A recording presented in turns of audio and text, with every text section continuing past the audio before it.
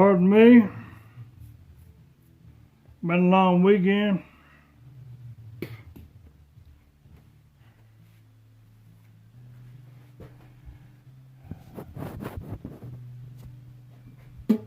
Been a lot of driving, a lot of setting up, a lot of tearing down.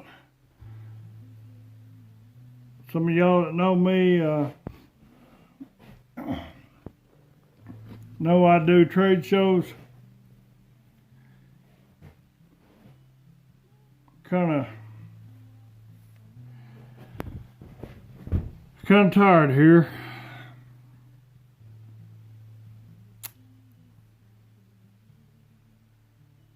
A lot of talk going on in the world about what's going on.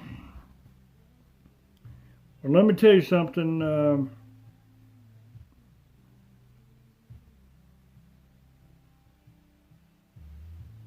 It's all explained if you read your Bible.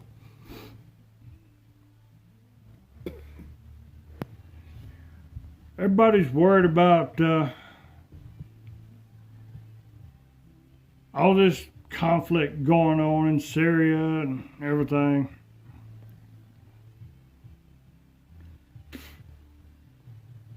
You know, we don't need to be there fighting.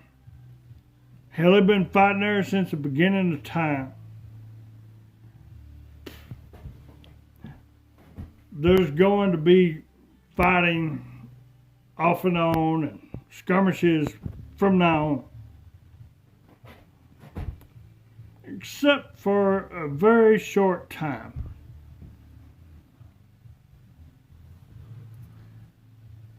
And things will be really, really good.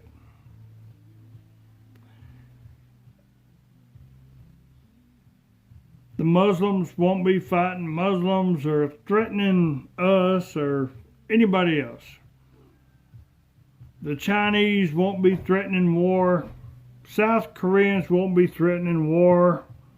North Koreans won't be threatening war. Nobody. No, not Iran. Nobody. There will be peace and prosperity across the lands of the earth. Everyone will be getting along. If you're alive when that happens, here's a warning.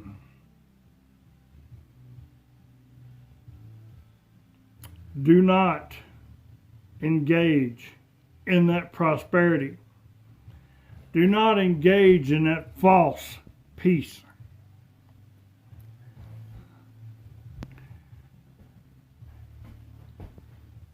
That is going to be a time to where your faith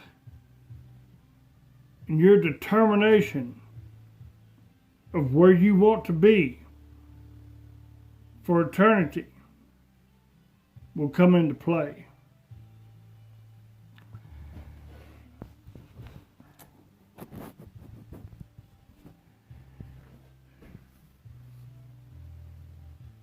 In heaven,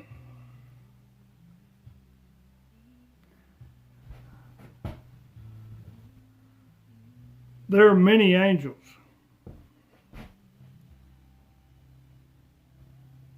And they were all created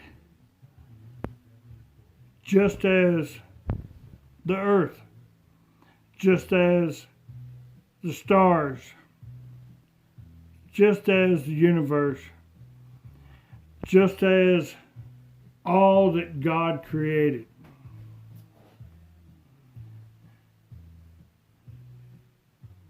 One angel, the most powerful, was created. He was the most powerful, most high cherub that stood over God. and reflected God's light. He was the angel of light. And he stayed over God, stretched out, letting the light shine and go forth with God's light that shone upon him.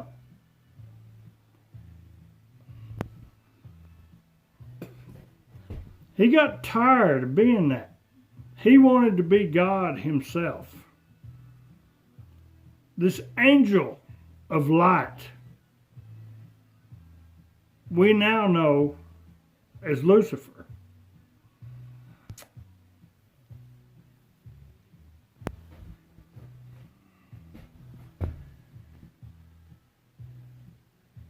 He defied the Most High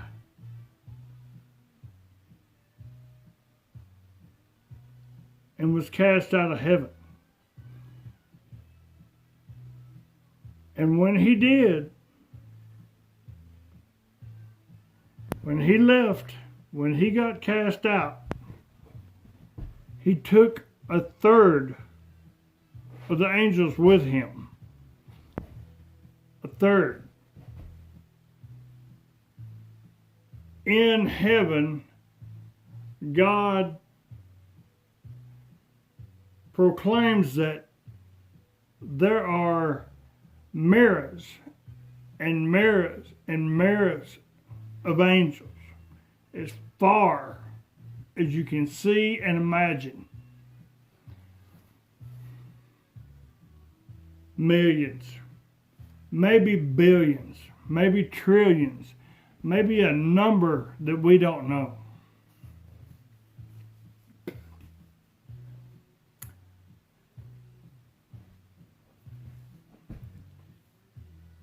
All those angels,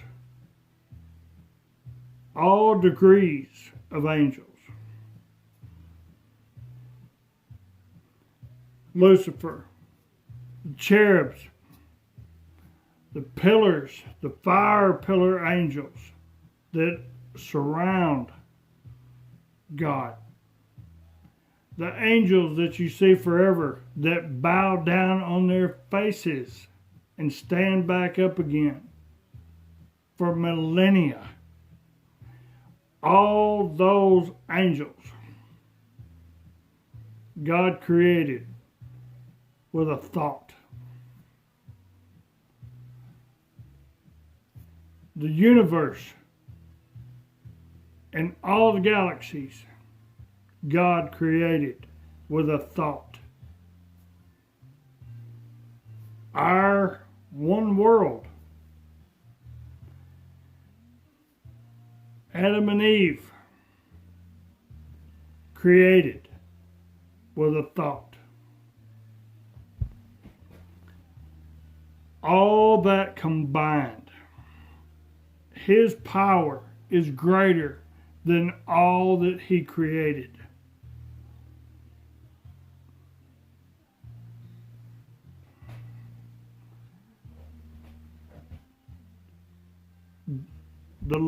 God is called omni for all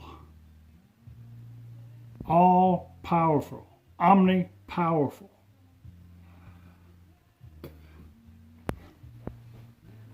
Revelations chapter 6.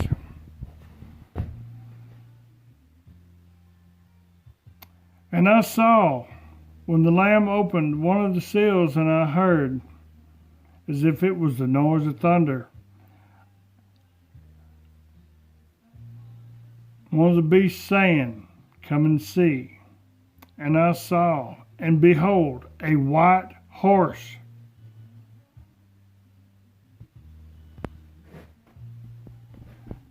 The white horse. White, depicting light. Horse, meaning the most powerful way of conveyance in that time. in that day, in that era. Nowadays, it could be a jump jet, a Learjet, not a jump jet, not a Learjet, that new type of jet that they've got that we don't know anything about, supposedly, that can just zoom across and go 17,000 miles an hour, whatever the biggest, baddest conveyance of the day will be that. It won't be a horse,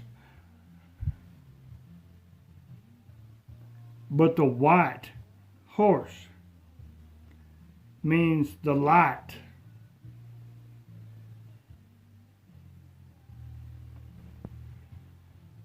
And the conveyance. And all he came with was a bow, no arrows, meaning he didn't come in violence. He came with only peace. Now it's funny how this false return, when Jesus came the first time on earth, he was rejected. Now when this false prophet comes on a white light, and whatever conveyance he comes in, he's going to be accepted by the world. There's going to be peace. There's going to be prosperity. And a lot of Christians are going to fall by the wayside and buy into this.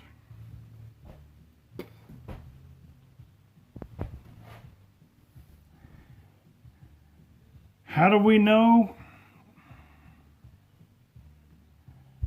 How do we know that this is all about peace?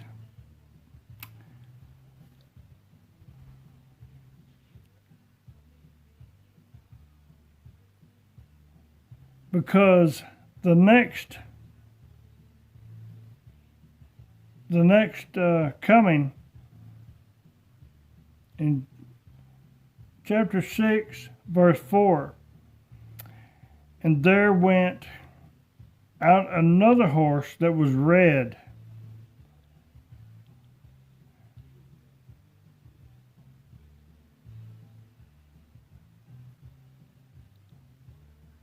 him that sat thereon to take peace from the earth, that they should kill one another.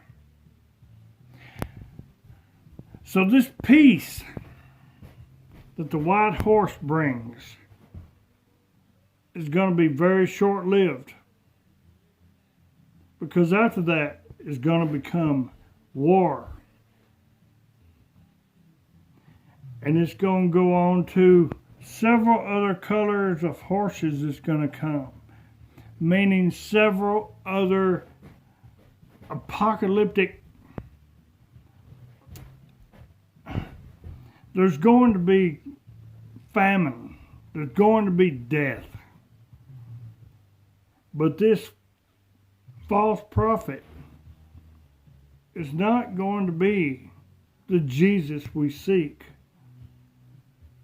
The Jesus we know in our heart will not come back in peace. He came as a lamb the first time. The believers that stay believers and that don't abide in these false prophets and Antichrist will be taken away from all this.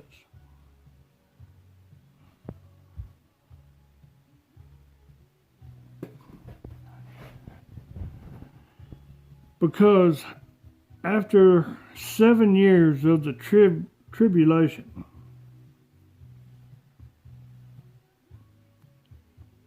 Jesus will come back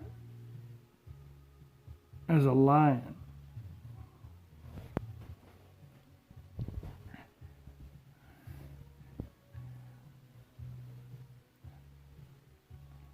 It's going to be very hard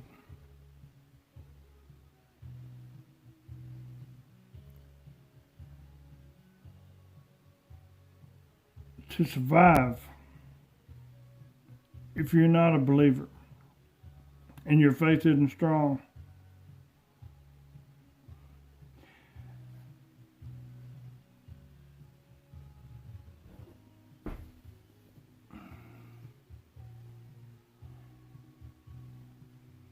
When the black horse comes,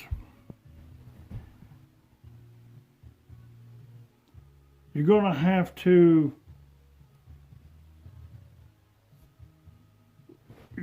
live on a very, very little bit of food.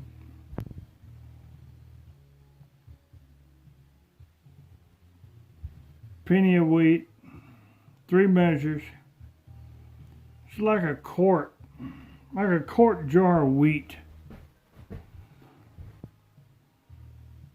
Tell you what, go buy you a quart jar of wheat. See if that'll feed your family. I really don't think it will.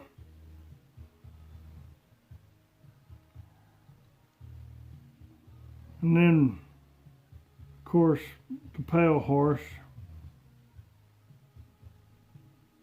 There'll be death, destruction.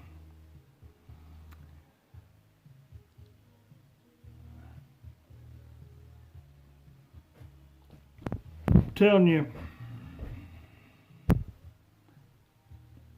this is things that you need to read. You need to know what God's plan is.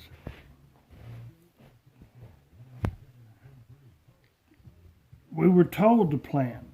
We're told how it's going to end. And it's up to each and every one of us to know the plan, know what to look for. One day, it's coming. Maybe not in our lifetime, but we're getting close. I know that's been said for a long time. When Jesus was on earth, he said, soon. Well, that's been over 2,000 years, and we know that. But that's not soon to us, but it's really soon to God's time. See, 2,000 years is a blink of an eye to God. Only God knows the day and the hour, the minute and the second that He will initiate His plan, His tribulation.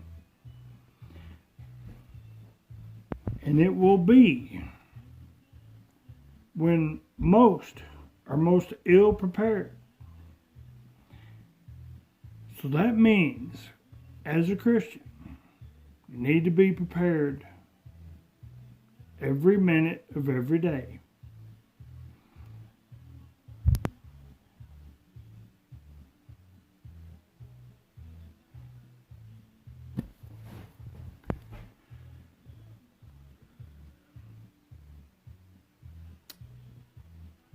Very, very scary things to those of us that believe. Even though we believe, it makes us more scared because we know the truth. We know what's going to happen.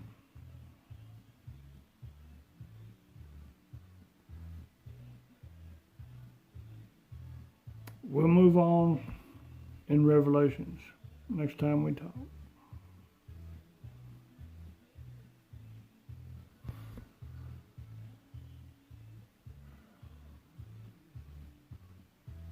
Read, trust, pray.